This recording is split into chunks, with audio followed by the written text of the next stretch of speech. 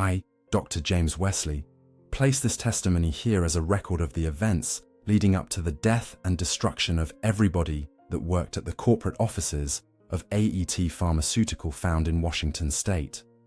We were told that the work we were doing was going to help people. This started last spring when I got a call from the headmaster at Carbuncle Academy. I had been studying medicine there for nearly 3 years and never once been asked to his office, so the thought of being summoned actually terrified me. Marsh was old as dirt and stern as a brick wall. He smoked a pipe and wore clothes that looked like they belonged in the 1930s. As I entered his office, he placed a vinyl record on an old player and let classical music fill the air. He told me to close the door and asked me if I was familiar with the piece, to which I admitted that I was not. According to him, the music was created by a local cult leader back in the 1880s named Abraham Zane. The headmaster explained that Zane had managed to convince hundreds in the area to kill themselves due to a meteor shower. If I might ask, why? Are you telling me this, sir? His bizarre ramblings about ritualistic genocide had left me unnerved, and I wasn't entirely sure what the purpose was of my arrival to his office. He puffed his pipe again and focused his old, pale eyes on me before explaining that a rumor had spread across the academy campus that I was involved in extracurricular activities with questionable students. I did not lie, and I have no intention of concealing the truth from anyone that hears this tale. Full disclosure is necessary in order for guilt and blame to be placed where they belong. When I arrived at Carbuncle Academy 3 years prior, one of my first interactions with the students was actually near the East Gate. Another student, a senior, had just plummeted from the rampart and smashed their skull all over the courtyard below. Dozens of students and teachers were trying to get a look at the grisly scene. One in particular, a young medical orderly named Herbert, told me that the student who had committed suicide had been involved in strange behaviors surrounding a church that sat in the South Courts. I have always had an inquisitive mind, and it bothered me that somebody with a bright future ahead of them would toss it all away after a single visit to an old religious institution. And so, I travelled there myself. According to others that I met during my time here, many believed that the church was not made by human hands. It had an otherworldly feel about it, and people gathered there to express their interest in the unknown. The leader of these congregants was named Seven Thas. Seven greeted me like a sheep to be brought to slaughter. Considering how easily I was roped into this mess, that analogy proves true in more ways than one. Seven explained to me that the land around Carbuncle Academy was considered sacred by the local people. And of course, the immigrants that settled and took over and built the academic buildings had no interest in such superstitions and plundered the land for their own benefit.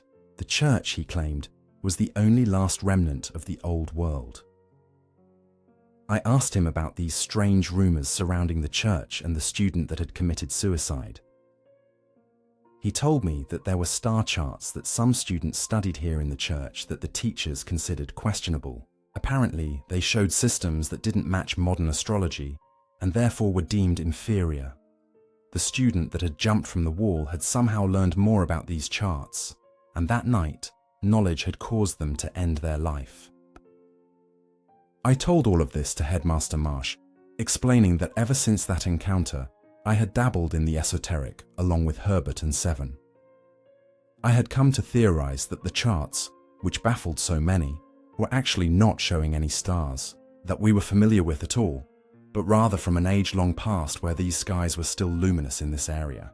I also admitted to him that I believed the charts were created by visitors from the stars. Saying such things out loud made me feel foolish in front of such a learned man, but to my surprise, he only puffed his pipe and nodded in agreement. I had heard you were writing such papers under a pseudonym, trying to see if any of the other teachers in the academy agreed with you.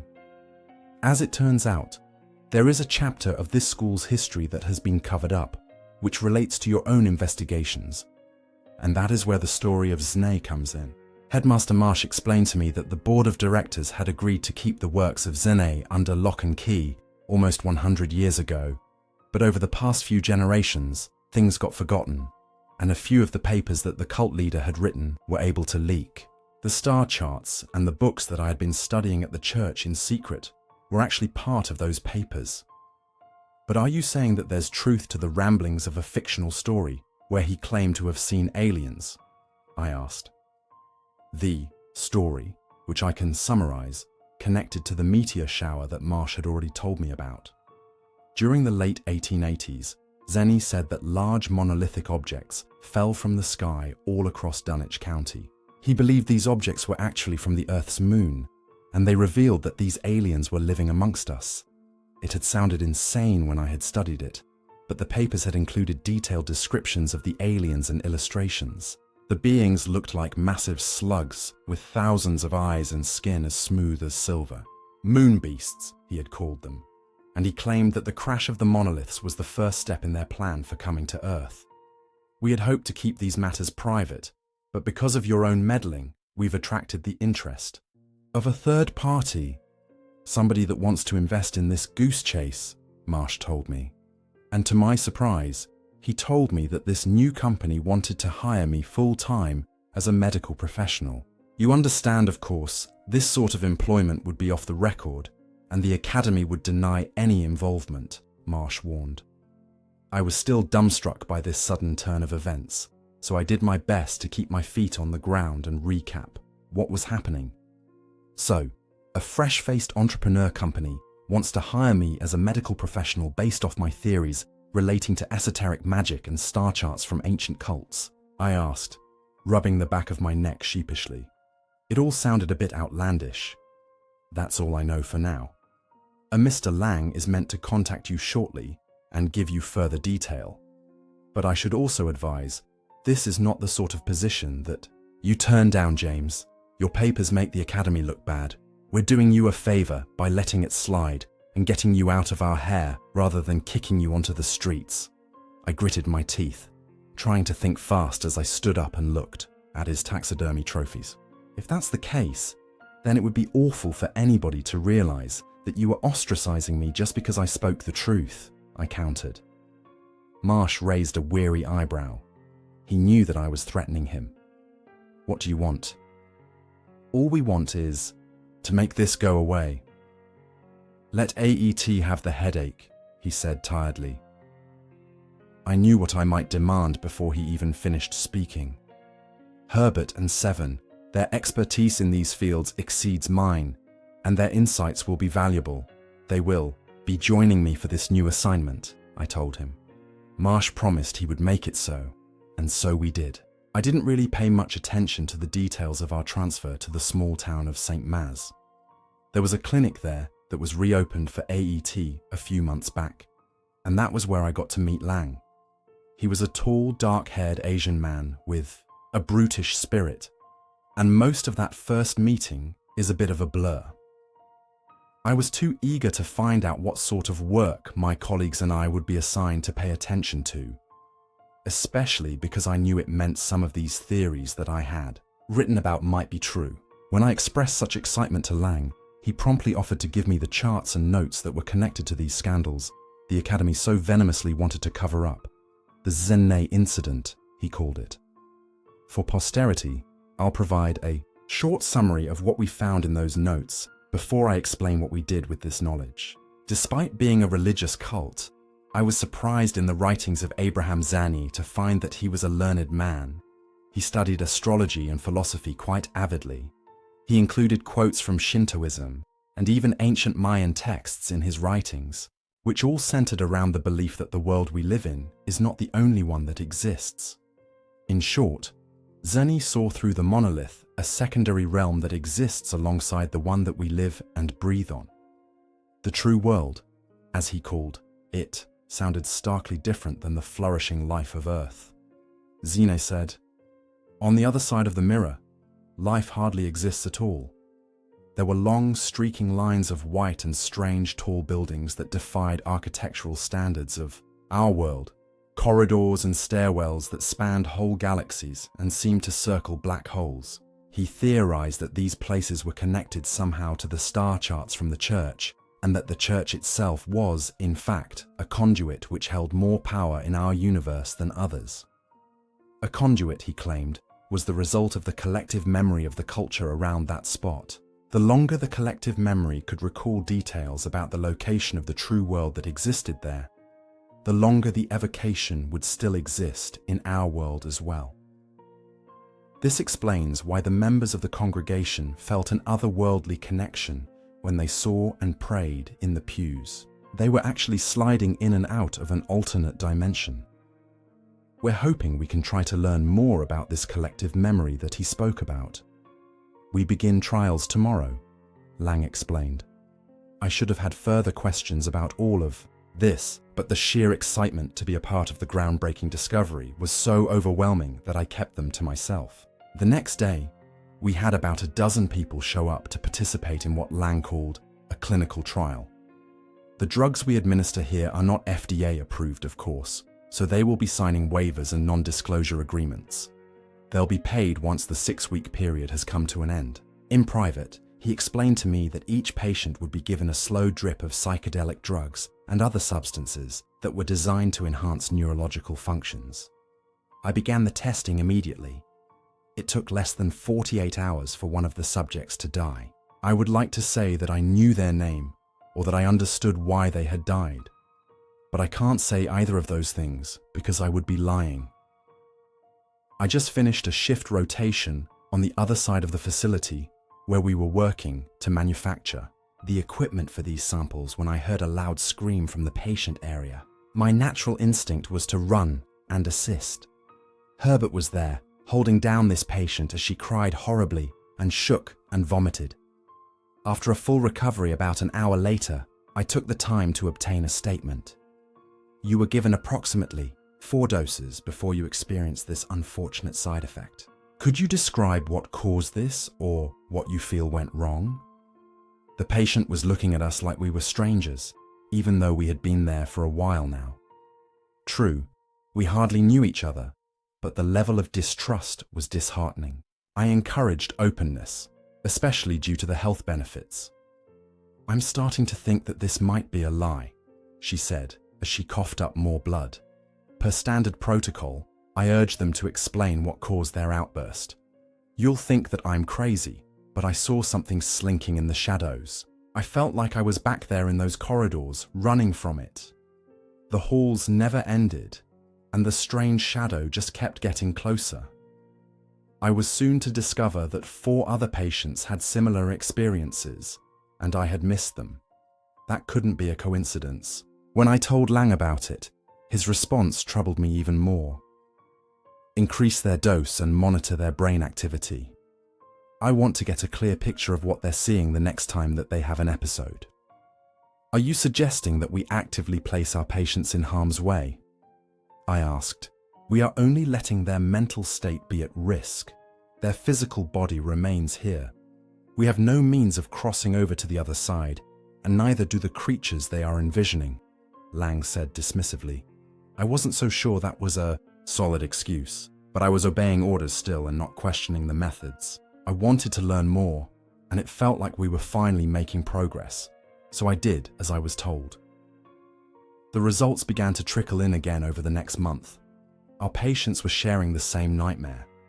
I documented what I could and found the notations even more terrifying than I care to admit. The first pair, a man and a woman, reported that the dream consisted of a labyrinth, much like the ancient Grecian mythos. This one seemed to be haunted by beasts that clawed at my patients' minds long after they woke up. The beast reeks of death. It hunts us relentlessly. We walked the halls for days, trying to find a place to hide. But each path we took, even if it felt like we were going forward, wound us back around to the core of that awful maze. When they described the maze, the third patient said, sometimes there were doors and stairs. They did not always appear, but when they did, they would lead to different segments of this starry world. One led to a hotel.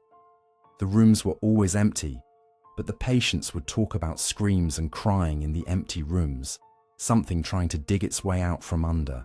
They often felt like their feet were heavier when they went inside these rooms. so they marked them as dangerous and avoided them as best as they could. Another talked about a forest.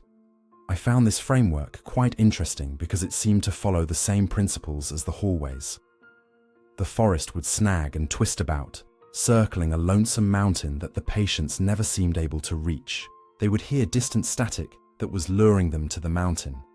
But the closer they got, the more the massive landmass would reposition itself. Lang called these infinite corridors the key to our knowledge of the true world. He wanted more information and told me to continue to increase the dosages. It all seemed to be progressing well until the first suicide. It had been almost 3 months since we had started these human tests. Most of the people that we were using had lost sanity. Others seemed to have been driven to stay inside the dream world and refuse to wake up. The patient that passed away was actually one of Herbert's, a young man that came to the clinical trial for money to support his family. He was only meant to stay for a week. He was given the max dosage to enter the shared consciousness faster, and we documented what we learned via a new method Lang wanted to try, where the dreams were projected onto a screen. The subject, whom I must admit I never learned the name of, was immediately thrust into the corridors as soon as the syringe had pierced his skin. His readings were similar to somebody who had fallen from a great height. There were rows of doors in front of him, all marked very similarly with the number 3 on them. He approached the first one and tested it out, swinging it open to see another corridor that stretched for miles with glowing blue lights on either side. Before he went in, the subject tried the next door and found the exact same thing. Then they tried another door and another and another until they were surrounded by open doors that all seemed to lead to the blue, fiery hallway. They reluctantly entered, and I whispered to Herbert if he had ever seen this portion of the alternate dimension before.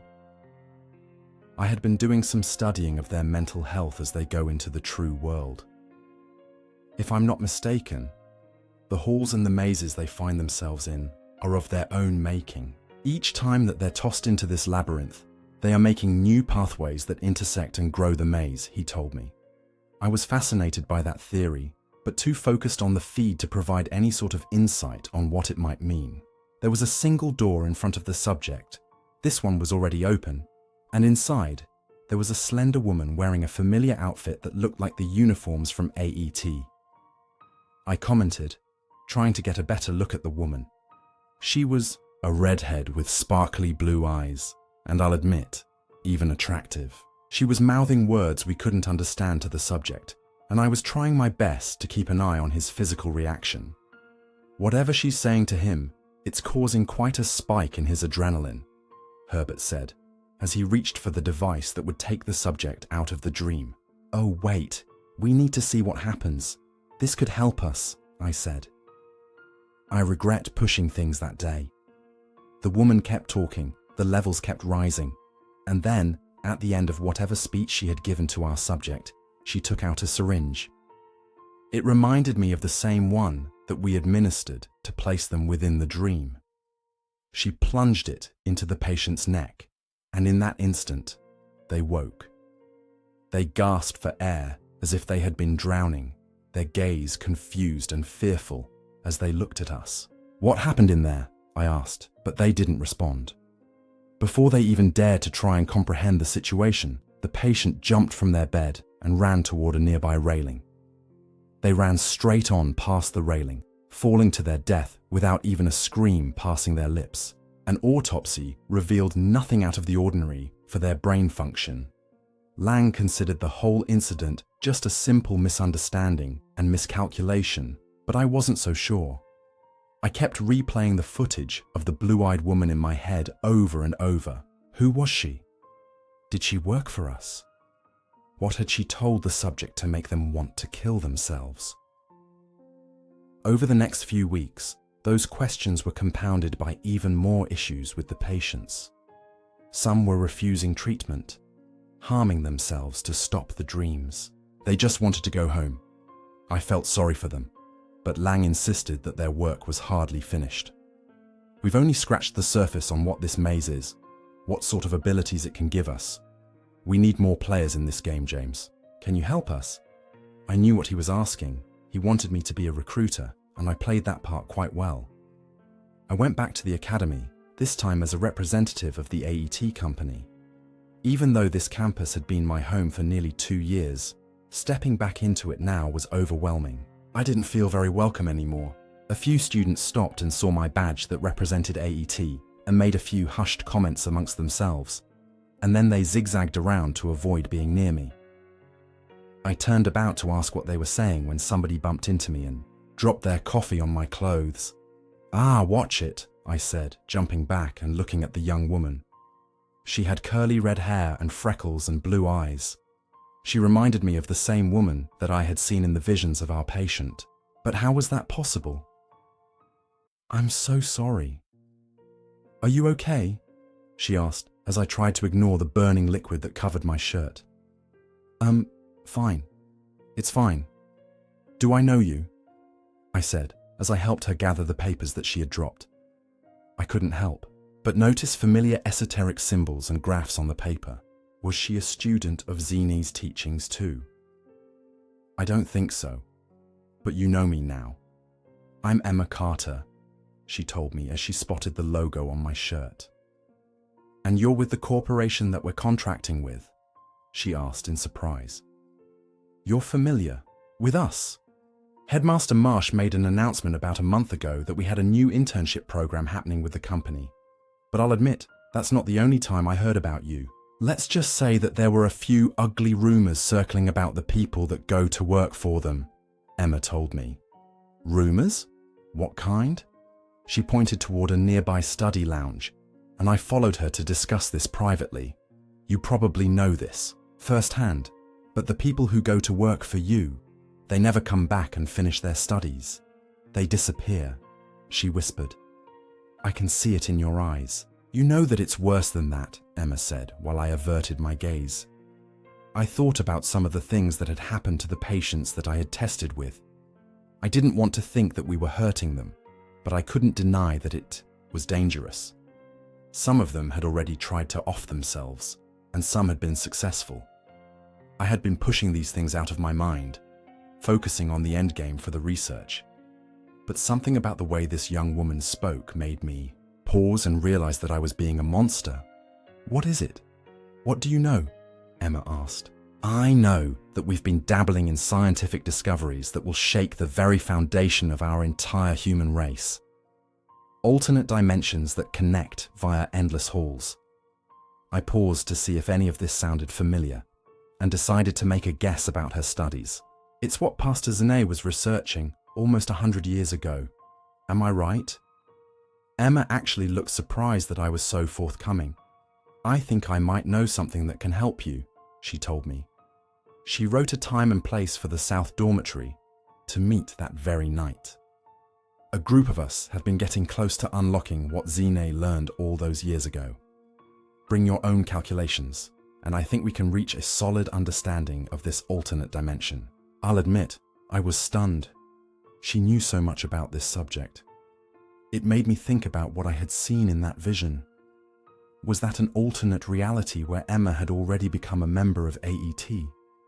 Yet, she was transforming my patients into monsters, in that nightmarish place. I thought, if I decided to help her, and we discovered a way to enter the true world right here on this campus, would it cause the same inevitable reaction for her in the future?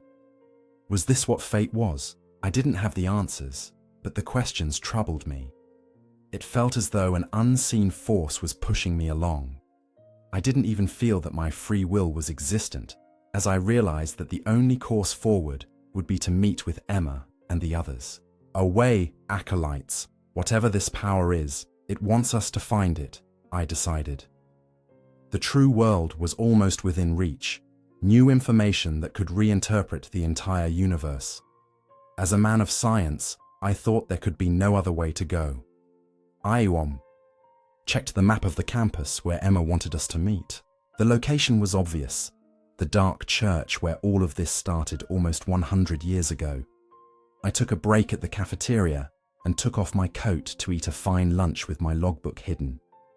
None of the students gave me dirty looks, and it was nice to think about my days as a learner here. So much had changed since then. The reflection made me feel guilty because of how I was now using these same students for the experiments of AET. What had I become? I lost my appetite with that thought, collected my things, and went toward the dark church. At this time of the day, the ancient structure was empty. Candles were lit from a morning service, and I saw several books lying on the ground around what looked like a magical sigil. I knew better than to think that this was a mundane act of worship, so I leaned forward to get a better look at the written words. But what I saw made little sense, at least at first. All that looked to me was gibberish, but as I kept repeating the words in my head, somehow the translation came to me, though as if the book was telling me what it was trying to convey. Here, the disciple lies in sleepless nights. He bleeds awake in his chaos, let loose his fury. A pit formed before my eyes, the endless void ripping open to give me a glimpse into eternity. This was the true world. I looked around. I should have been waiting for Emma, but the new portal beckoned for me to investigate. From the shadows, I saw light, beautiful and ancient. It swirled and shimmered and shook the room. Immediately, the candles fell down on the ground, the fire shaking and transforming as blood and dark slime emerged from their wax, feeding this nameless monster. And then, the walls around me formed reflections of my own self. No longer was I standing in Carbuncle Academy. No longer was I in the world that I knew and loved. This was something else, dark and mysterious, yet it only spoke to me the truth. As these swirls of anger and blood formed a shape, its unimaginable face became clear to me, and when I saw what the mirror was showing me, I screamed. The reflection shattered into millions of pieces, and I realized how foolish we had been to even step foot into this place. I saw others trapped in the labyrinth, ones that I hadn't met yet. I can only assume they came from other timelines or dimensions, wandering this place and becoming faceless monsters. They could smell my fear. I stepped forward to try and get the attention of one that looked almost human. He had cut out his own eyes and was mumbling about like a madman. We cannot see the world beyond ours, for it invites death. Every path, every direction, it leads only to our extinction, he whispered as I passed by. The other creatures were feeding on themselves, crawling and making hallways of flesh as I ran through to find Emma or to find anything that reminded me of the same reality that I came from. I saw her at last, standing like she had in that first vision with a syringe in her hand. But she wasn't alone this time. The tunnel of flesh fell away, and I was trapped in a white room with no clear dimension. Emma Carter stood there next to an operation chair, and beside her was an older man, perhaps in his early 90s, who greeted me cordially. "You're the one we have to thank for this new discovery, or so I've heard. It's a pleasure to meet you, Dr. Wesley," he said. "How do you know me?" I asked. My voice sounded hoarse. The walls of this place whisper your name often. In almost every iteration of these endless corridors, your name is the one that's being chanted. Wherever we ask who sent them here, it would seem that the entities that control this corridor have used you and people similar to you in almost every single dimension to keep themselves fed. You were puppets, pulled here by forces beyond your understanding. And now the threshold widens. A new reality will be swallowed up, he said. The experiments weren't unlocking any potential for humanity. This was always a trap, I realized. "It took you long enough," Emma said as strange, faceless beings strapped me down. "What are you going to do with me? You don't belong here anymore. There are still other places where a harvest must take place. We can handle the workload here, and you will remain our puppet." I looked at the older man, a realization of who he was. "You're Zinyi, the one that killed those students all those years ago," I said. "Killed? Heavens no. I awakened them to their full potential. They are here, part of the endless tapestry. The shared consciousness is a way for our species to live forever, James. What I've done is give them immortality," he cackled. Emma plunged the syringe into my neck. "I will fight this. I'll find a way to save you," I told her. She looked sad. Her eyes told me that she believed it was too late. The walls of flesh began to close in. I was drowning in their vitals and then coming up for air in the dark church. My hands were clammy and shaky as I walked away from the ritual circle. The Emma that I knew was in the doorway, a bit perplexed by my strange behavior. "And Dr. Wesley, are you still trying to recruit us?" she asked. No, sweet child. You must flee from here. Only devil's work is being done here. We have to get away," I told her. Emma didn't want to leave with me that evening, and it was the last chance that I got to speak with her. I sent in my resignation to AT the following evening as I caught a train to Clear River. They didn't seem to hold a grudge, but instead pressed forward with their work to map and understand that labyrinth undeterred. I tried again to reach out to Emma, only to learn that she had already decided to join the corporation. It feels like no matter what I've done, fate has found a way for the endless halls to grow, the doors to grow more numerous. Soon, I suspect that many others will find their way into these back rooms of the mind and become trapped there. Spread the warning and stop this madness as much as you can, please. We might not be too late. At the very least, we might be able to be prepared for what comes next.